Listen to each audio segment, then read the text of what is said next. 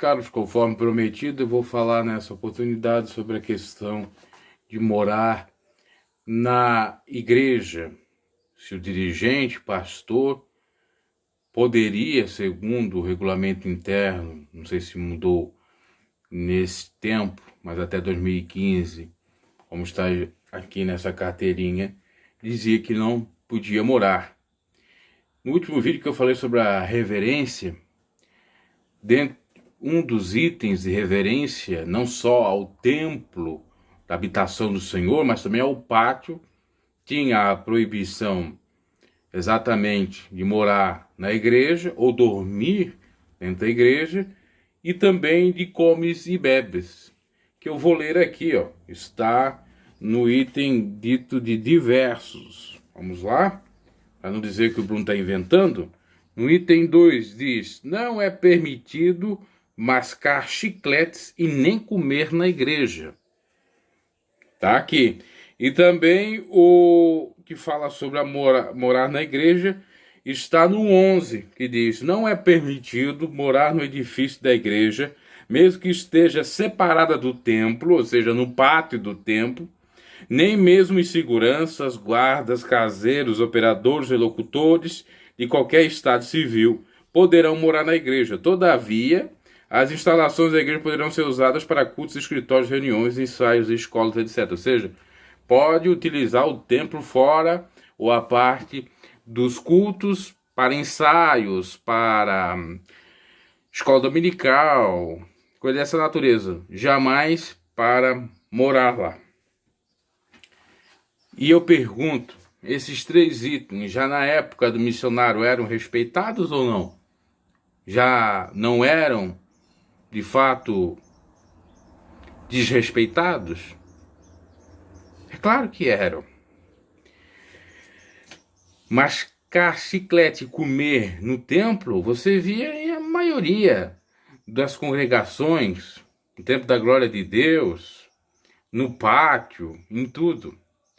Comer da mesma maneira, inclusive o templo da glória de Deus abaixo do templo, na garagem, vendia comida. Sobre questão de andar com skate, outros aparatos, brincar na igreja, era proibido também. Inclusive, as mães tinham que cuidar das crianças para não fazer algazarra ou acabar impedindo do culto ser realizado. No escritório tinha que ter respeito, porque só poderiam entrar as financeiras e o dirigente. Lá era para resolver as pendências financeiras da igreja, da administração, e também para aconselhamento. Não era para qualquer brincadeira. Como eu disse naquele outro vídeo, não podia brincar dentro do escritório. Teve uma criança, filha de um dirigente na época, que brincou de videogame no computador da igreja, na internet, e que o som saiu lá no culto. Depois, dentre outros motivos, um desses foi que acabou tirando o dirigente de lá. Inclusive aqui na aba jogos fala: não é permitido participar de jogos de qualquer espécie, tais como futebol, baralho, dominó, loteria, jogo do bicho, rifas e qualquer tipo de jogo de azar. Jogo, futebol aí que o camarada diz que os pais diziam que não era pecado, mas estava aqui. Então é uma lei para os demais e não para os da própria família. Enfim, você encontra tudo isso na credencial. Eu falei nesse preâmbulo sobre essas questões, mas exatamente o que eu quero falar é sobre morar na igreja, dirigente. Na época, tinha isto no regulamento. 2005, quando me congrego, ou quando eu acabo congregando de fato nessa instituição, era vedado. Eu fiquei até 2009, ainda era vedado. E certa feita eu escutei uma pregação do próprio Lorival dizendo que era vedado pelo fato de, ali no próprio templo, antigamente a pessoa estava pregando, tinha gente se trocando ou morando lá na igreja, não tinha o devido respeito a obra de Deus. Se bobear, até tenho esta pregação do Lorival, qualquer dia eu posso colocar aí o áudio no canal. Só que aquela reverência toda que eles tinham, agora parece que foi tudo deixado de lado, não é verdade? Porque se eles tinham uma concepção que o dirigente não poderia morar no pátio da igreja, que não era só o templo que tinha que ter respeito, mas sim um pátio, como é que pode o filho do Lorival andar de skate no escritório, que também tinha que ter respeito? É uma coisa a se pensar, ver como é que eles pregam uma coisa e vivem outra, ou com o passar do tempo eles vão despregando tudo aquilo que eles pregaram, tudo aquilo que eles doutrinaram, pressionaram todo mundo. Eu quero citar um caso que ocorreu com um dirigente e que tem a ver com a minha pessoa, que estava na congregação a qual eu pertencia. Em 2006, final de 2005, 2006 no início, eu acabei mandando um fax para o missionário na época, e uma das alegações, além dele não estar colocando som direto da sede mundial que o missionário pedia nas congregações, além dele não estar pregando muito bem a doutrina, está acobertando o pecado de adultério de um grande presbítero, que ali estava inclusive a mulher com que ele teve adultério, e essa mulher não foi tão disciplinada, ficou 7 meses, já entrou na ceia, e teve o filho. E dentre outras coisas que esse dirigente fez, ele morava atrás, na casa da igreja, e era vedado. Não era uma casa apegada ao templo, até um pouco distante, nos fundos da igreja. E ele foi trocado imediatamente porque morava lá. Inclusive fez um filho no pátio da igreja. E eu na época achava aquilo tão desrespeitoso, porque a gente escutava muito missionário pregar e Lorival pregar, e eles pregavam nesse sentido, que tinha que ter respeito ao templo, tinha que ter respeito ao pátio da igreja. E o camarada fez um filho ali. Teve um dirigente no tempo passado, que não era a minha época, que me foi passada a informação para um obreiro mais antigo, que chegou a fazer um filho dentro do escritório da igreja, praticamente, que outrora a casa pastoral, entre aspas, era o próprio escritório. Só que a gente vai parando para analisar, dá para entender todo o contexto. Às vezes o dirigente era de fora, não tinha uma casa, não pagava um aluguel para ele, ele tinha que ficar na casa. Mas só que não podia, mas a igreja também não assalariava ele. Então era um conflito. Eu no início era bastante literalista, ou seja, eu interpretava tudo de acordo com a lei, era legalista e de acordo com a literalidade da lei.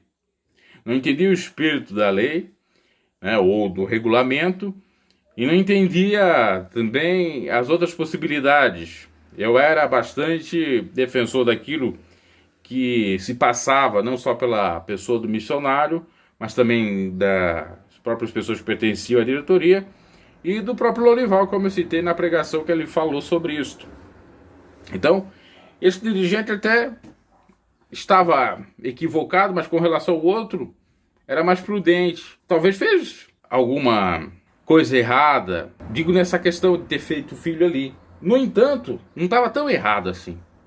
Dá para entender, depois de passar algum tempo, aquilo que ele passou. Aí eu fiquei como responsabilizado, ou como responsável, por ter tirado ele. Mas não foi eu que tirei ele, na realidade tinha erros. Eu me recordo que o camarada até chorava, assim, não queria sair dali ou voltar para o local que ele veio. Ele era do Rio Grande do Sul, mas casou com uma mulher de Santa Catarina, de uma outra cidade, e depois voltou para essa outra cidade da mulher dele. Creio eu que quando eu saí da IPDA, ele e a turma dele comemoraram, né? Porque eu era responsável por ter tirado ele. Eu, entre aspas, a própria família pertencia lá, a IPDA, minha família no caso. Só que a gente vai parando para analisar, tanto eu, como ele, como o IPDA, todos estavam errados. Eu, pelo fato de ser inexperiente e não ter conhecimento de direito, interpretar as coisas ao pé da letra. A própria IPDA ou diretoria por pregar uma loucura, um exagero e não viver. Em algumas coisas a gente percebe isso, que eles não viviam desde a época missionária, porque tinha muito desrespeito à própria obra de Deus.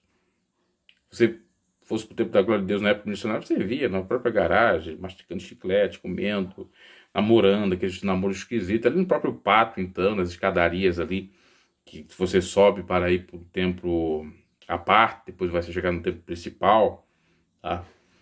E até mesmo naquela rampa que ia para o templo principal, você via o desrespeito, entre aspas. Cheguei a ver algumas pessoas comendo, sim, no templo da glória de Deus, mesmo sendo vedado. E essas pessoas nos pátios ali que eu via que desrespeitavam, que não era nem para desrespeitar no pátio, geralmente eram ligadas à própria família. Certa feita, uns mendigos queriam dormir ali no pátio, os seguranças tiraram. Isso foi visto não só por mim, mas pela minha própria mãe.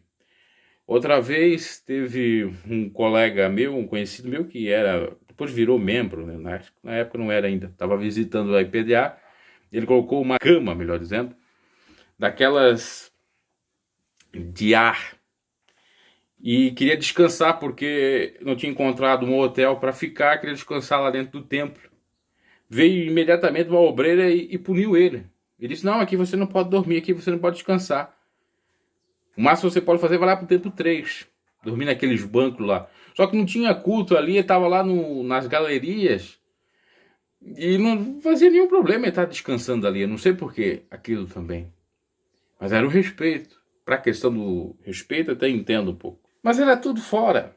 Eu me recordo que quando eu ia para vigília, na sede estadual, algumas vezes eu tive que dormir nos próprios bancos, porque tinha reunião ministerial de obreiro, a vigília acabava às 5 horas da manhã, 8 horas da manhã já tinha a reunião, então não tinha como eu voltar para casa ou ficar hospedado na casa de algum irmão, porque ele tinha que estar ali.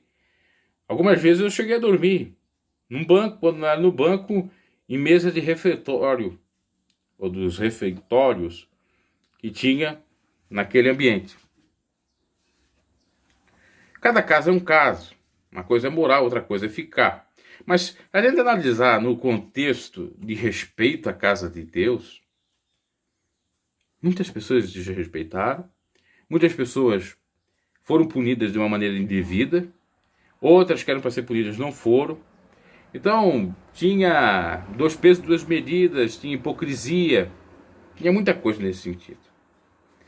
Isso aqui até tinha uma certa validade, até era interessante, se você for analisar, inclusive, o embasamento que eles falam sobre isso, vai lá, tá Eclesiastes, guarda o teu pé, Eclesiastes 5:1, quando entrar na casa do Senhor, tem o livro de Esther, tem o livro de 1 Coríntios 5:6, Provérbios 21, tem Mateus 2:11, você vai vendo aí os versículos, João 12:13, Provérbios 12:10, Isaías 5:26, Zacarias 10:8, tudo fazendo menção ao respeito, ao zelo da casa do Senhor. Inclusive tem até aquela expressão que diz, o zelo da casa do Senhor me devora. Eu pergunto agora, depois de ter passado tanto tempo, por que adiantou isso? Por que não fizeram uma coisa mais estruturada do tipo, se o pastor não pode morar na casa da igreja, que ele desse ao menos um aluguel, que concedesse também, por que não, uma casa que a própria igreja fizesse só para o pastor a parte do templo. Ou ainda, se o pastor não poderia morar, o dirigente não poderia morar na igreja, colocasse alguém da própria cidade que pudesse ser o dirigente local e que não ia morar ali porque morava na própria cidade. Outra questão sobre a própria fórmula, o entendimento de respeito à casa de Deus. Se é regra para um, é regra para todos. Por que os membros e obreiros não podiam e os membros de diretoria ou filhos de pastores ou a família podia fazer outras coisas? Porque ai de mim, ai de você, se entrasse no escritório, seja qual for, de uma maneira desrespeitosa. Ai de mim, ai de você, se comesse, bebesse, mastigasse. É algo a se pensar, tem gente que não analisa isto. E fica defendendo cegamente, por conta do fanatismo, erros. Eu falei no último vídeo, teve uma pessoa para defender o indefensável. Ah, você não anda de bike, qual é o problema de andar de skate? Eu estava dizendo por acaso que andar de skate era pecado. Inclusive, nesse vídeo, eu só colocava lá a imagem do camarada andando de skate dentro do escritório. A minha questão é o escritório. No escritório não podia. Lá era trabalho da igreja. Se você for analisar na igreja católica, tem respeito. Você vai lá na paróquia, na secretaria da paróquia, lá tem respeito. Ela não pode andar de qualquer forma, tanto num traje, tanto é na abordagem. É só em igrejas que você pode, só quem pode, é obviamente a família, ou os que são cabeças grandes, né? E esse meu comentário é para todas as instituições, que eu sei que é assim, o tratamento diferenciado existe para os que estão lá em cima e os que estão embaixo, é paulada. Veja bem, o que adiantou eu naquele meu fanatismo? Falei lá pro missionário, o camarada foi disciplinado, e hoje o Davizinho faz coisa pior. O que adianta? Até não deveria necessariamente pedir, mas talvez eu tenha até que pedir perdão pro camarada, pro dirigente, por ter feito aquilo, apesar do regulamento me conferir o direito. Eu sou favorável a mudanças para melhor. Agora sou totalmente contra a hipocrisia. Se é que ele pode andar de skate, deixa todo mundo andar de skate no escritório das igrejas. Né? Não é verdade? Deixa eu andar lá de skate. Deixa como o camarada disse, você estava andando de bike. Eu nunca andei de bike dentro da igreja. Então deixa o camarada andar de bike dentro da igreja. Pra ver a baderna como tá a coisa, né? Pra você ver. Eles pintam e bordam, fazem o que bem entender. Não tem liderança, não tem disciplina, não tem nada. Só tem hipocrisia. Enfim, meus caros. Cansa. Mas a gente tá analisando. E eu tenho tantas temáticas para falar interessantes sobre isso. Porque são experiências que você tem. O padre, por exemplo, na igreja católica, ele não deixa. Inclusive isso ocorreu na minha própria cidade. O jovem ficar namorando na frente do pátio da igreja. Ele preza por respeito. Às vezes os mendigos dormem ali no salão paroquial, ele vai lá visitá-los, até ajuda de alguma forma, mas não quer também.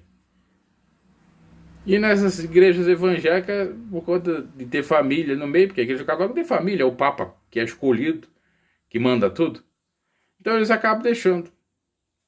Sem falar que, no caso também, nessa referida instituição, tinha os namoros escandalosos em várias congregações, nos eventos que se ia. Bom. E eu, como um trouxazinho, né, vamos dizer assim, um tolinho, porque para mim, eu fico pensando, o camarada lá, a família toda, né, os filhos, ficavam aproveitando, curtindo os Billy Nights, curtindo lá as jovinhas, né, as novinhas, novinhas. E a gente, nessa idade, a gente era um careta, era um antiquado, que ia para adorar o Senhor, não ia para ficar namorando, não ia para ficar beijando ou simulando sexo nos eventos, ou comendo menininhas nos eventos, me perdoe a expressão, mas é que a gente tem que, às vezes, dizer isso, porque é a verdade. Mas você vai prestar conta diante de Deus, os outros vão lhe prestar. Eu não estou falando disso, eu estou falando de disciplina. Paulo, quando viu o incesto na igreja de Coríntio, ele foi lá e disse que essa carne desse sujeito seja entregue a Satanás para os filhos ser salvo, para dar o exemplo para os outros, porque se ele deixasse do jeito que estava, todo mundo um dia também ia comer a mulher, perdão a expressão, ou andar com a mulher, melhor dizendo, do próprio pai, que é um incesto. Então, tem pessoas que não entendem. Se não tiver alguém para dizer que é errado, se deixar assim, por que vai se repetir? E aí eu quero ver os pastores cortar as asinhas, podar, se não tem respeito, se não tem ordem, se não tem decência. Como é que um dirigente, como é que um regente de um coral, como é que um líder de uma mocidade pode disciplinar quem esteja fazendo alguma irreverência, se o sujeitinho aí, o moleque, andou dentro da própria instituição com skate? Por quem vai entrar os skatistas dentro da igreja? Legal. Como é que vai ter respeito? Como é que eu vou chamar, por exemplo? Jovens, hoje nós vamos ensaiar para cantar na igreja. Aí vem um camarada lá de skate. Aí, pastorzão, beleza? Aí você, mas o que é isso? Você tem que vir aqui e orar. Não, eu vou andar. Quem andar vai andar na pista de skate, não é dentro da igreja. Enfim, falta de temor a Deus, falta de reverência. Aí só se configura uma coisa, que ali não é mais casa de Deus. É casa de convívio de ladrões. É casa de empresa, é galpão de empresa. Não é mais a casa de Deus, a casa de Deus é você aqui, ó. O templo do Deus vivo. Aquilo ali é galpão de empresa. Aquilo é casa de covil de ladrões. Só anda enganando o povo com diz oferta e voto. Aí, mas eles estão fazendo filantropia, estão arrecadando não sei o que para ajudar. Tá, agora. E outra, precisa estar aí mostrando para todo mundo também? Mas se não mostra, tá. Enfim. Fazem para dizer que são do bem, mas nem sempre são do bem. E outra, filantropia não garante necessariamente. Tem que fazer, obviamente, sou totalmente favorável, mas ela não garante necessariamente salvação. Enfim, é tanta coisa para ser analisada. Tá aí o comentário que eu queria fazer. Colhem um mosquito, engolem um camelo. Proíbe os outros e permitem os seus fazer o que bem entender. Colhem um pecadinho do irmão, disciplina o irmão por uma mínima coisa, mas deixa coisas piores acontecer. Olha, a gente tem que ficar de saco cheio disso. Abraço e até a próxima.